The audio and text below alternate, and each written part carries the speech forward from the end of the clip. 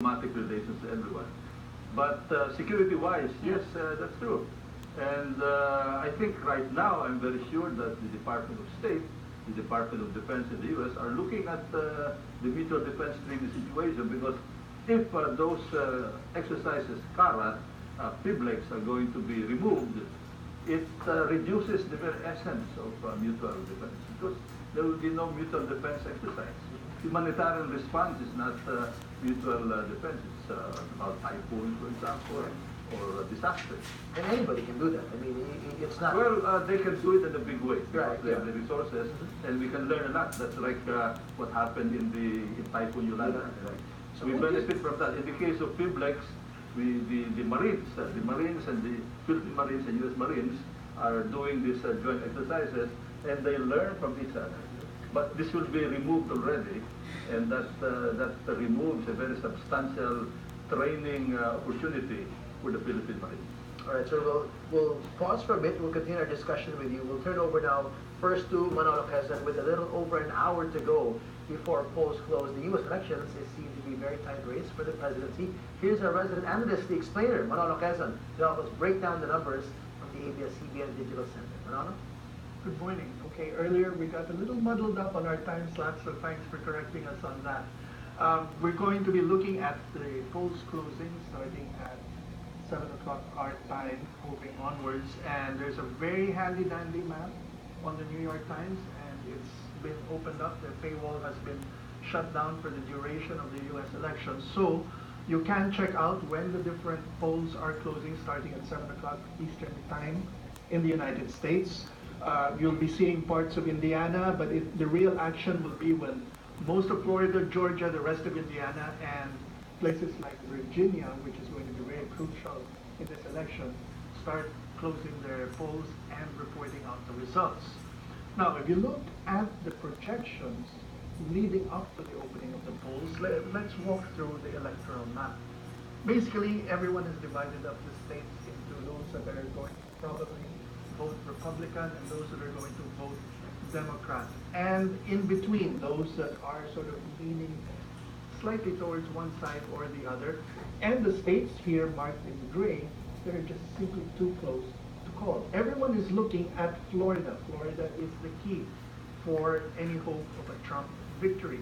He cannot win without Florida, according to those who do the political math. For those who are supporting Hillary Clinton, they're looking at the close race in North Carolina to see if she can use it as a wedge to stop the momentum of a potential Trump victory. What we've been looking at and hearing in the news is turnout is crucial. A lot of Americans went to the polls early ahead of election day, and in fact, in Florida, the highest pre-election day turnout is close to 50% or up to 50%. And the Latino vote is proving very crucial. 750,000 Latinos, even before election day, had already opted for early voting. Now we're going to be seeing the big states coming in for that political math. But as we go through the reports, you will be seeing in the news reports of incidents. For example, this is a map that has been put together, reporting in real time by a group in Africa, and they're taking reports coming in.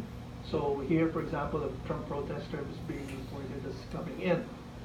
Besides that, we will be looking at how Filipinos are turning out.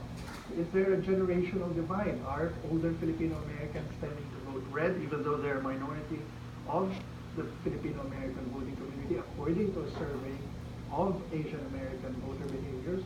Or are their children and grandchildren voting Democrat, according to what the survey is predicting?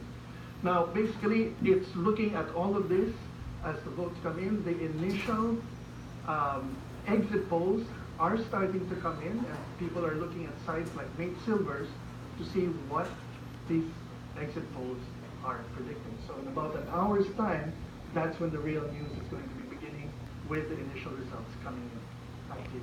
All right, thanks for that, Manotoc. Very interesting to watch out for those races indeed. Florida, North Carolina, Ohio, the great states right now will be monitoring that. But Manotoc, I want to ask you a bit, just before I let you go. There's been talk about comparing how 2012 was. These states in particular were pretty much in a dead heat with for Obama back then. But now, before the elections, Clinton has seemed to have a bit of an edge. Does that say something about how the possibility she could win these things? Well, what they're looking at, for example, is were the polls correctly predicting high turnout and the kinds of people who were turning out. You know, early voting is something that's fairly new, and as Nate Silver himself was saying, it's something they haven't been able to really factor into the polling. So that's sort of the surprise element. You're also seeing what are the potential cases in places where they have rules after the removal of the Equal Rights Act. For example, this is the case in North Carolina where there is supposed to be a lower than expected turnout of black voters who are going to vote Democrat. Now, will that have an effect, for example, in an important state such as North Carolina in the electoral math we were explaining earlier? But in general, the assumption is that the Democrats are better at the ground game, better organized, more motivated to bring out the vote. A new swing factor, of course, are the Latinos, who are highly motivated because of the statements of Donald Trump. But at the same time, the Trump side has been saying, and Trump has been tweeting, even though for a while his Twitter was taken away from him, he's been tweeting, go out there and get out and vote. So that's what everyone's looking at. And again, the initial results will be predicted in many minds by these exit polls that are already starting to be reported. Thanks, Brad Manotoc. As you said, his latest tweet just about an hour ago, don't let up, keep getting out the vote. This election is far from over. That's exactly what Donald Trump said. Thank you, Manotoc. We'll chat with you again a bit later on in the program. All right, we go back now to our discussion with former Defense Analyst, Secretary Golez. Sir, we wanted to talk about who needs who more. I'm interested to find this out. I mean, there's this issue of possible separation and lessening the things that we do in the U.S. But who's going to be the bigger loser here? In terms of the U.S., do they need us more strategically for where we were positioned, or do we need them more? Well, the U.S. is a superpower. China is a superpower. The U.S. has the advantage of being able to adjust. The Philippines is very important geographically. The geopolitical situation in the Philippines is very crucial because we are athwart the South China Sea, and we're very important in the Indo-Pacific area. There's a so-called first island chain that keeps the China's Navy from going into the Western Pacific. If, for example, we tilt towards China, and instead of having an EDCA with the United States, there will be an EDCA with China. That is going to be a huge paradigm shift. It will alter the balance of power. But then at the same time, the U.S. is also getting the benefit of Vietnam leaning towards the U.S. because of the China threat. Vietnam looks at the U.S. as a possible protector. India as well is leaning towards the U.S. and also with Japan. So there will be some major adjustment here. But let me talk about the economic aspect, because the economic aspect will have an impact on security as well. Okay. The big question mark is how will all this affect one of the biggest drivers of the economy right now, the BPO. $25 billion and 1.3, about 1.3 million by the end of the year, projected to increase by 17% per annum and reaching $50 billion by 2020, maybe doubling the number of employees. That is going to be a major factor. Will a Trump presidency be good for that? Will a Hillary presidency be good for that? What about the pronouncement also of the president? Our president, will it affect U.S. policy, Trump policy or Hillary policy that might slow down? I don't think it will result in call centers moving out, but it might slow down the 17% growth rate. $50 billion. That's hard to find anywhere in the world. Trump has hinted about bringing jobs back.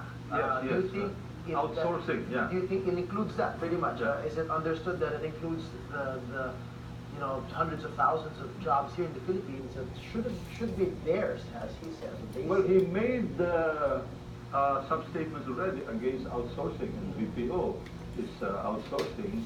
But one advantage that we have is that Trump has business connections in the Philippines.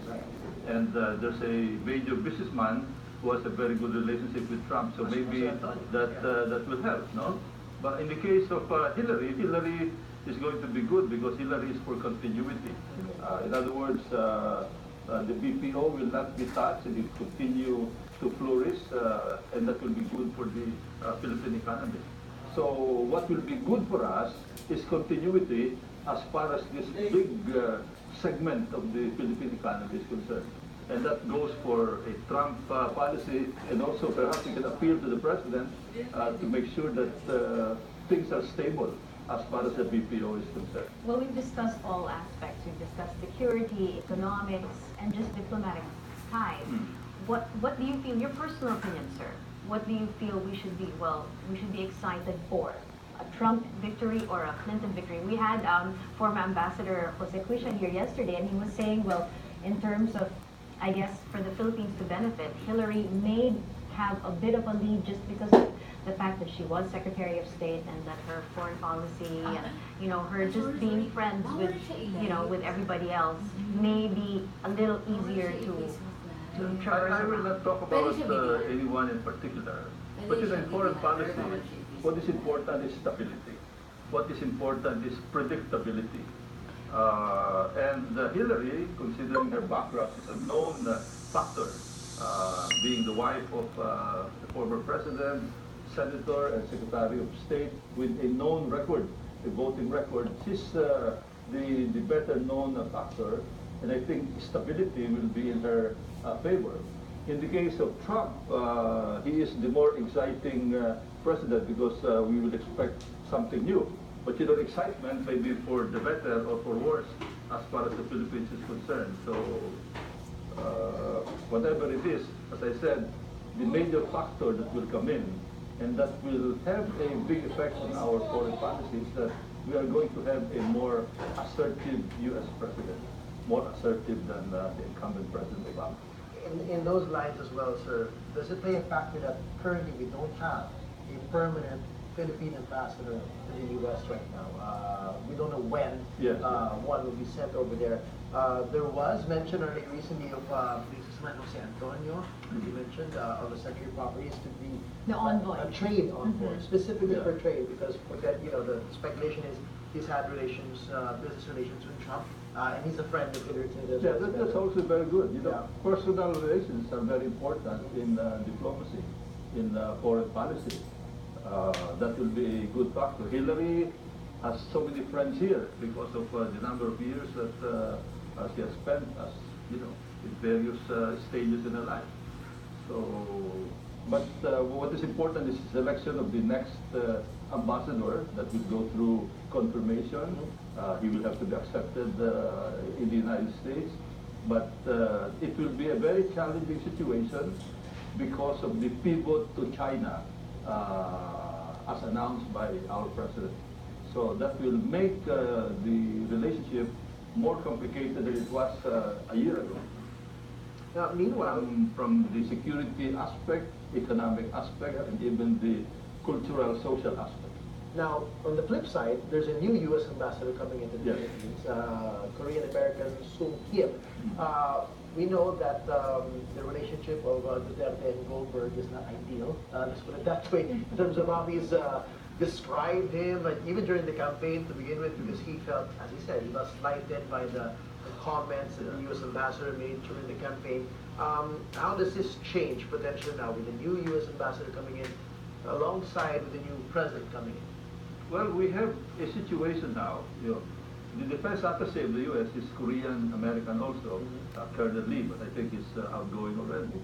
The head of the Pacific Command is a Japanese American who graduated to the Naval Academy. And then now, the incoming U.S. ambassador is an Asian American, and I think to that, and there's so many Koreans here in the Philippines, so I think he'll feel very much at home here, and maybe the president will be more comfortable with him than outgoing Ambassador Goldberg. So that will be good for Philippine-American relationships. I think that is something that we must always look at you know, we have had a very good relationship with America.